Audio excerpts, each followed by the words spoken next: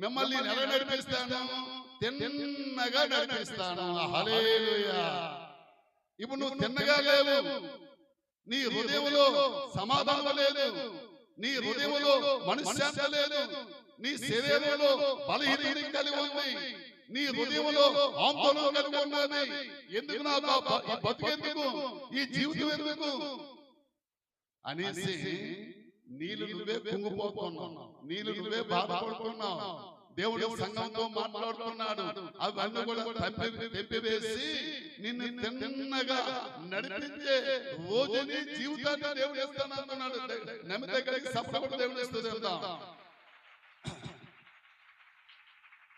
ఏం చేస్తానంటున్నాడు?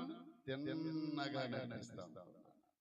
నిలువెత్తే తిన్నగా నడిపిస్తాను. ఇద్దాడా ఎప్పుడు ఒకే పక్క పడుకుంటాం. మనం రాత్రులు పడుకుండా వచ్చాము, ఎప్పుడు ఒక పక్క పడుకుంటాం. దినవల్ల పడుకుంటాం. ఇంకా బాబా శాంతి అవకొచ్చారు కానీ ఎద్దు ఎల్లకాలమాట ఒకే పక్క పడుకుంటాం. దేవుడు ఎల్లకాలం అలాగే ఉంచాడు. ఎల్లకాలం అదే బాధతో దేవుడు ఉంచాడు.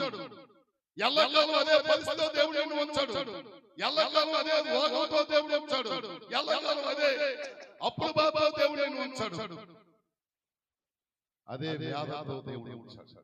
ఈ అనుభవాలన్నీ నీకు వస్తున్నాయి, వచ్చింది, నువ్వు బాధపడుతున్నావు. కానీ ఆయన కృప నీకు తోడుగా ఉన్నాడు. ఆయన నీకు తోడుగా ఉన్నాడు. ఆయన నీ మధ్యలో నడుస్తున్నాడు. ఆయన నీ మధ్యలో సంచరిస్తున్నాడు. హల్లెలూయా.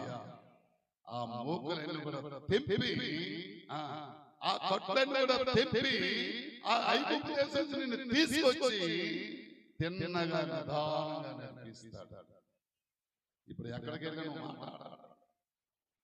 తల కింద దించుకుంటున్నాం, మౌనంగా ఉన్నాం, బాధపడుతున్నాం, నీ సంపల్లి కన్నీరు వస్తున్నాది. ఒక దినం వస్తుంది. కిందటి వారాలు చెప్పాను, సీయోనులో తొక్కించే వారికి ఉల్లాస వస్త్రములు. హల్లెలూయా, హల్లెలూయా. సీయోనులో తొక్కించే వారిని నేను ఇస్తాను, ఉల్లాస వస్త్రం ఇస్తాను. ఆ ఉల్లాస వస్త్రం ఇచ్చే దినం రాబోతుంది.